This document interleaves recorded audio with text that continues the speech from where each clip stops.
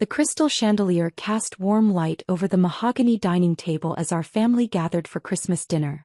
The same table where I'd sat for 32 years, watching my father carve the turkey with the precision of a surgeon and the authority of a king. Tonight felt different though. There was an electricity in the air, a tension that made my mother fidget with her pearl necklace and my brothers exchange meaningful glances. I adjusted my simple black sweater and took another bite of mashed potatoes, savoring the familiar taste of my mother's cooking. My phone buzzed silently in my purse, but I ignored it. Whatever Forbes needed could wait until after dinner. "Sarah," my father began, setting down his carving knife with a ceremonial flourish. "There's something important we need to discuss as a family." My two brothers, Michael and David, straightened in their chairs. Michael's wife Jennifer looked eager, while David's spouse Patricia barely concealed a smirk. Their children, my nephews Jake and Tommy, both in college, looked up from their phones with mild interest. "Of course, Dad," I said softly, reaching for my water glass. "What's on your mind?" My father cleared his throat, the way he always did before making what he considered momentous announcements. "I've been working with the estate attorney finalizing my will. Your mother and I have made some decisions about the inheritance." The room fell silent except for the soft crackling of the fireplace in the adjacent living room. I continued eating, though I could feel everyone's eyes on me. "The business, the properties, the investments, they'll be divided between Michael and David," my father declared, his voice carrying the weight of a judge pronouncing sentence. "They've proven themselves capable of handling such responsibility." I nodded slowly, cutting another piece of turkey. "I understand."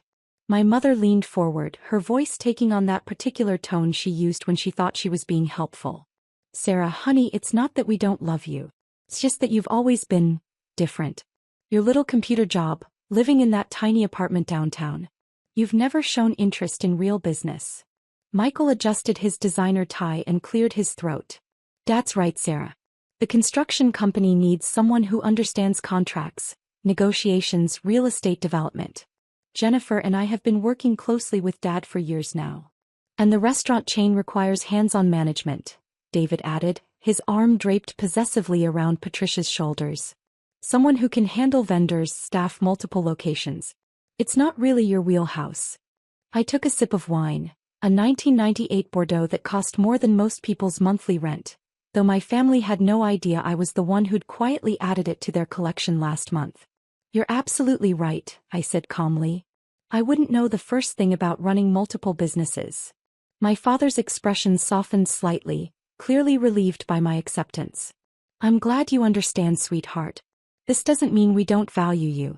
There will be a small trust fund, enough to ensure you're comfortable. Maybe $50,000. Jennifer practically glowed with satisfaction. "It's really for the best, Sarah. Michael and I have been planning expansions, new locations. We'll put the inheritance to good use. We're thinking of buying that new development downtown," Patricia chimed in. "The one with the luxury condos overlooking the harbor. David says it's a gold mine." I nearly choked on my wine. Harbor View Residences, the development I'd financed and owned through my investment firm. The same development that had generated over $30 million in profits last quarter. "That sounds like a wonderful investment," I managed, keeping my voice steady. Young Jake, my nephew, looked up from his phone with confusion. "Wait, isn't that the building where Aunt Sarah's company dash?" "Sarah doesn't have a company, honey," Michael interrupted quickly. "She works for someone else's computer business." I smiled at Jake. "That's right. I just do coding work for other people." My phone buzzed again, more insistently this time. I could see my assistant Emma's name on the screen through my purse. Probably something about the merger with the European tech firm, or maybe the acquisition of the pharmaceutical company had gone through. Either way, it could wait. My father raised his wine glass. "To family and to ensuring the business legacy continues with those best equipped to handle it." Everyone raised their glasses except me. I was still eating, focused on my plate. "Sarah," my mother prompted. "The toast." "Oh, sorry." I lifted my glass half-heartedly. "To family." As we drank, David leaned back in his chair with satisfaction. "You know, Sarah, maybe this will motivate you to find a husband, settle down. A woman your age shouldn't be living alone in some cramped apartment, working all hours on computers." "David," my mother scolded gently, though she was clearly thinking the same thing. No, he's right, I said, cutting another piece of turkey. 32 is getting up there. I should probably think about my future more seriously. My phone buzzed a third time. Emma was persistent, it had to be important. But I'd learned long ago that family dinners were sacred in the Thompson household. Nothing interrupted Dad's pronouncements. Michael's son Tommy, 19 and home from his sophomore year at Harvard, was scrolling through his phone when he suddenly froze. His eyes widened and he looked from his screen to me and back again. He said slowly. Aunt Sarah. Yes, sweetheart. I just got a news alert. Forbes just published their updated billionaire list for this year. The room continued its chatter, but I noticed Tommy staring at his phone with increasing bewilderment. That's nice, honey, Jennifer said absently, cutting her son's turkey into smaller pieces. But Tommy wasn't listening. He was reading something on his screen, his face growing paler by the second. Aunt Sarah, he said again, his voice cracking slightly. There's someone on this list with your name. The conversation began to slow as people noticed Tommy's strange behavior. What do you mean, sweetie? My mother asked. Tommy held up his phone, his hand trembling slightly. Sarah Thompson. Number 47 on the Forbes billionaire list. Net worth. He paused, swallowing hard. $3.8 billion. The room went completely silent. David laughed nervously. That's obviously a different Sarah Thompson. Common name. But Tommy was staring directly at me now. The article says she's the founder and CEO of Quantum Dynamics, the AI company that just acquired MedTech Industries. It says she's 32 years old, from our city, and... He looked at the photo on his screen, then at me. And she looks exactly like Aunt Sarah. Every fork stopped moving. Every glass froze halfway to lips. The only sound was the continued crackling of the fireplace. My father's face had gone ashen. That's impossible. I took another bite of turkey. Is it? Michael grabbed Tommy's phone, his hands shaking as he read. His wife leaned over his shoulder, her mouth falling open. The photo. Jennifer whispered. It's definitely her. My mother was staring at me like she'd never seen me before. Sarah? Is this some kind of joke? I set down my fork and wiped my mouth with the linen napkin. What would you like to know? David snatched the phone from Michael, reading frantically. It says here that Quantum Dynamics was founded 8 years ago in a small downtown apartment. The CEO started with just a laptop and a few $1,000s in savings. My apartment, I said simply. The room erupted. This can't be real, my father stammered. You work for someone else. You've never mentioned owning a company. You never asked. Michael was scrolling through more articles now, his face growing more shocked by the second. Sarah, there are dozens of articles here. Forbes, Fortune, Wall Street Journal. They're all about you. About your company. It says here, Patricia read over his shoulder, that Quantum Dynamics revolutionized artificial intelligence in healthcare, created the most advanced diagnostic systems in the world, and just acquired 3 major pharmaceutical companies. I nodded. That sounds right. My father leaned forward, his commanding presence now uncertain. Why didn't you tell us? When would I have told you? At last year's Christmas dinner when David explained to me how real business works? Or maybe at Michael's birthday party when Jennifer suggested I find a nice man to take care of me because I clearly couldn't take care of myself. The silence stretched uncomfortably. Tommy was still reading, his voice filled with awe. Aunt Sarah, it says here that you personally donated $50 million to children's hospitals last year. And that you're building a new cancer research center. The Morrison Center, I confirmed. It'll be finished next spring. My mother's pearl necklace was getting a workout now. But you live in that tiny apartment. You drive that old Honda. I like my apartment. It's where I built the company. And the Honda runs fine. Michael set the phone down with shaking hands. Sarah, if this is true, if you're really worth almost $4 billion, then what? I asked gently. The question hung in the air like smoke. My father, who had spent the last hour explaining why I wasn't worthy of inheriting his mid-sized construction company and small chain of family restaurants, was now staring at someone whose personal wealth exceeded his business empire by a factor of roughly 1,000. David cleared his throat. I mean, we had no way of knowing. Didn't you? I asked. Did you ever wonder how I could afford to live downtown without roommates on what you assumed was a secretary's salary? Did you question why I never seemed stressed about money, never asked the family for help? Jennifer's face was red now. You let us think you were struggling. I never said I was struggling. You assumed I was struggling because I didn't drive a luxury car or wear designer clothes to family dinners. My father was reading something on his own phone now. Sarah, there's an article here from last month. It says Quantum Dynamics just acquired Thomson Industries. The room went dead silent again. Thomson Industries? My mother whispered. I took a sip of wine. A small construction and restaurant group. I thought the name was fitting. Michael's face went white. You bought Dad's companies? Technically, my investment firm bought them. You were having cash flow problems, needed capital for expansion. I provided it. My father's voice was barely a whisper. You've been our silent partner for 6 months. Silent investor, I corrected. I prefer to stay in the background. David was frantically scrolling through more articles. Sarah, there are photos here of you at charity galas, business summits, meeting with world leaders. How did we never see any of this? I use my middle name professionally, Sarah Elizabeth Thompson. And I don't really attend local social events. Patricia looked confused. But why didn't you ever say anything? Why let us think? Think what? That I was a failure? That I needed your guidance and support? That I was the family disappointment? The words landed like physical blows around the table. My nephew Jake, who had been quietly reading more articles, looked up with something approaching reverence. Aunt Sarah, this article says you're one of the youngest self-made billionaires in history. And that you built your company while working full-time jobs to support yourself through college. I worked at a coffee shop and did freelance coding, I confirmed. My mother was crying now, though I wasn't sure if it was from shock, embarrassment, or something else entirely. Sarah, honey, we had no idea. I know. My father set down his phone with trembling hands. The inheritance discussion was perfectly reasonable, I finished.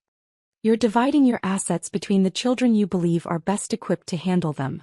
That makes sense. Michael looked like he might be sick. But we just told you that you're not getting anything. We just explained to you why you don't deserve. You explained your reasoning and I agreed with it. I wouldn't know how to run a construction company or a restaurant chain. But you already own them, David pointed out weakly. Through a management company. I write checks and attend quarterly board meetings. That's very different from day-to-day operations. The table had grown cold, the carefully prepared Christmas dinner forgotten as everyone grappled with this new reality. Jennifer's voice was small when she finally spoke. Sarah, when we were talking about buying those condos downtown. Harborview Residences. Yes, I heard. Do you own them? Yes. Developed them, actually. Meridian Development Group is another one of my companies. The silence that followed was deafening. Tommy broke it by reading from yet another article. It says here that you're planning to revolutionize urban development with sustainable, affordable housing projects. And that you've already broken ground on 4 new developments across the city. 5 actually. The 5th one was just approved yesterday. My father looked around the table at his family, then back at me. Sarah, I owe you an apology. For what? For everything. For underestimating you. For dismissing your work. For assuming.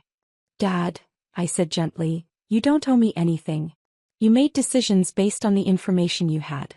I never corrected your assumptions. Michael leaned forward desperately. But why? Why didn't you tell us? I considered the question while finishing my wine. Honestly, because I liked having one place where I could just be Sarah. Where I wasn't the CEO or the founder or the billionaire. Where I was just your daughter, your sister, your aunt. Where people loved me for who I was, not what I'd accomplished. The words hit the table like a hammer. Patricia's voice was barely audible. But we don't. Love me? I asked softly. I know. That's been clear for a while now. My mother was sobbing openly now. That's not true, Sarah. We love you so much. You love the idea of me. The daughter who needs guidance, who you can feel superior to, who makes you feel better about your own children's successes. You don't love the real me. David was shaking his head frantically. That's not fair. You hid who you really are. I hid what I do for a living. Who I am hasn't changed. I'm still the same person who helped you study for your business degree, David. The same person who taught Michael how to code when he was thinking about career changes. The same person who babysat your children, who remembered everyone's birthdays, who never missed a family event. The truth of it settled over the room like a heavy blanket. My phone buzzed again, and this time I pulled it out. Emma's message was urgent. European merger approved. Need your signature by midnight for morning announcement. Also, pharmaceutical acquisition complete, $2.3 billion transfer confirmed. I typed back quickly, send documents to my apartment. I'll sign tonight. When I looked up, everyone was staring at me. Work? My father asked hesitantly. Just closing a couple of acquisitions. Nothing that can't wait until after dessert. Jennifer looked like she was in shock. A couple of acquisitions. Like it's buying groceries. Different scale, same principle, I said with a small smile. Tommy was still reading articles, completely fascinated. Aunt Sarah, this interview from last year. You said your biggest regret was not spending more time with family. But we never made time for you.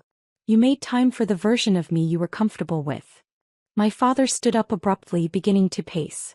Sarah, the things we said tonight, the way we talked about your future, your life choices, were based on your understanding of my situation. I don't blame you for that. But we do, Michael said quietly. We blame ourselves. I looked around the table at my family, really looked at them. My father, the man who had built a successful business from nothing but had never thought to ask me about mine. My mother, who had worried about my financial security while I was building a fortune. My brothers, who had pitied my simple lifestyle while I was revolutionizing entire industries. I have a proposition, I said finally. Everyone leaned forward. We finish dinner. We have dessert. We exchange gifts like we always do. And then we start over. Start over? My mother asked. You learn who I really am, and I learn who you really are when you're not trying to take care of your poor, struggling daughter. My father sat back down heavily. Sarah, I don't know how do we even begin to make this right? You don't need to make anything right. You need to decide if you want a relationship with me, the real me, or if you preferred the version you thought you knew. The room was quiet for a long moment. Finally, Jake spoke up. Aunt Sarah. Yes. Can I ask you about the AI stuff? I'm majoring in computer science and the diagnostic systems you developed. They're like revolutionary. I smiled, the first genuine smile I'd worn all evening. I'd love to talk about that with you. And Tommy added shyly, maybe you could tell us about the Cancer Research Center? I'm thinking about pre-med, and what you're doing sounds incredible. Absolutely. My father looked at me with something that might have been respect. Sarah, would you be willing to tell us about your work? Really tell us. Are you sure? Might take a while. 8 years of building a company is a lot of ground to cover. We have time, my mother said quickly. All the time in the world. I nodded slowly. Hey. But first, let's finish this excellent dinner. And Dad. Yes. That inheritance discussion. I meant what I said. Michael and David should get the businesses. They know them, they understand them, they've worked in them. That's exactly how it should be. David looked confused. But you could buy and sell Dad's companies 100 times over. Exactly. Which is why I don't need them. You do. The inheritance should go to the people who will value it most. My father's eyes filled with tears. Sarah. Dad, you built something wonderful. You employed people, you provided for your family, you created value in the world. I'm proud to be your daughter. Even after tonight? After what we said. Especially after tonight. Because now we can finally be honest with each other. I picked up my fork and took another bite of turkey. Now, who wants to hear about the time I accidentally revolutionized medical diagnostics while trying to build a better scheduling app? And for the first time in years, my family really listened to what I had to say. The Forbes list had changed everything and nothing. I was still Sarah Thompson, the girl who loved her family despite their flaws. But now, finally, they had the chance to love me back, all of me. The conversation that followed lasted until well past midnight, filled with questions, laughter, tears, and the tentative first steps toward building something we'd never had before. A relationship based on truth. As I drove home to my small downtown apartment in my reliable Honda, I smiled to myself. Tomorrow I'd wake up and continue changing the world. But tonight I'd simply enjoyed being part of a family that finally knew who I really was. And that, I thought as I pulled into my parking space, was worth more than any Forbes list ranking could ever measure.